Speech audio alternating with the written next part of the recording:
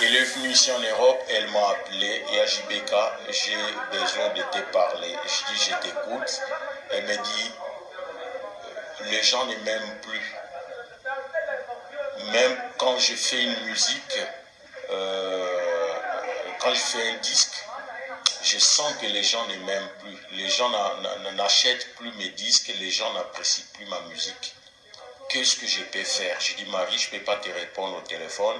Viens, on se voit, on se fixe un rendez-vous. Elle est venue vers moi ces jours-là. Je lui ai conseillé, j'ai dit, Marie, j'ai compris tout ce que tu m'as dit. Mais je voulais te dire deux choses. La première, c'est que tu as abandonné ta voix, ta belle voix, la voix avec laquelle tu avais chanté avec des babas dans ta chanson Seigneur. Reprends cette voix-là, reprends cette façon de travailler, reprends cette façon de chanter. Et deuxième chose, ton habillement. Change ton habillement et tu verras que les gens vont encore une fois de plus t'aimer. Ah merci, mais elle a pleuré, je me souviens, c'était en 2003. Elle a pleuré, elle a beaucoup pleuré et elle est partie. On était en train de travailler en ce moment-là l'album Béatitude. Dans cet album, j'avais modifié beaucoup de textes. On était au studio chez Seb Biders et c'est Lenny et un ingénieur blanc, François, si je me souviens, si je ne me trompe pas. On travaillait cet album avec l'esprit et la façon que je lui avais conseillé. À partir de ces jours-là, les gens avaient repris petit à petit à adopter encore la sœur Marie. Et après cela, il y a eu l'album Le Mystère des Voiles. Vous avez tous vu comment elle a chanté comme à son début, comme à son premier album qu'elle a chanté avec des babas. Aussi, l'habillement, vous avez vu comment elle a commencé à s'habiller. Hein, vous verrez dans les clips de Mystère des Voiles.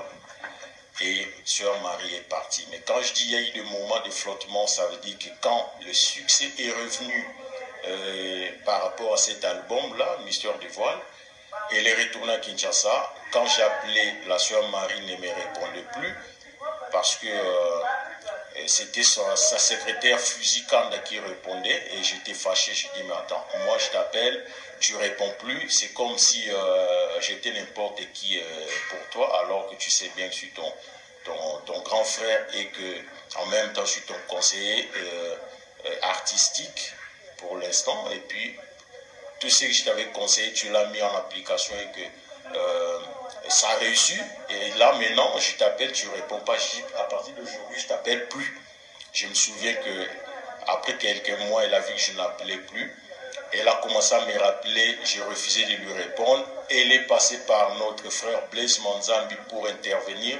Le frère Blaise m'a appelé, me conseillait de répondre maintenant en contact avec la sœur Marie. J'avais refusé. Juste à ce qu'elle est même partie, elle a fait un voyage en Afrique du Sud. Elle a appelé de l'Afrique du Sud, j'ai refusé. Elle est passée par le frère Blaise.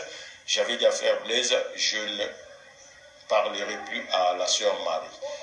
Mais par contre, pour être bref, en 2013, je l'ai rappelé, on s'est réconciliés et on a repris contact. Mais par contre, là, dernièrement, une semaine avant la mort de son grand frère qui venait de nous quitter il y a si peu, la sœur Marie m'a appelé pour me demander si son album, le tout dernier qu'elle a sorti, se comportait bien ici en Europe. Je lui ai dit, Marie, là, tu m'apprends que tu as sorti un album parce que moi, je ne suis même pas au courant et je suis même sûr et je pense que beaucoup de gens ne le savent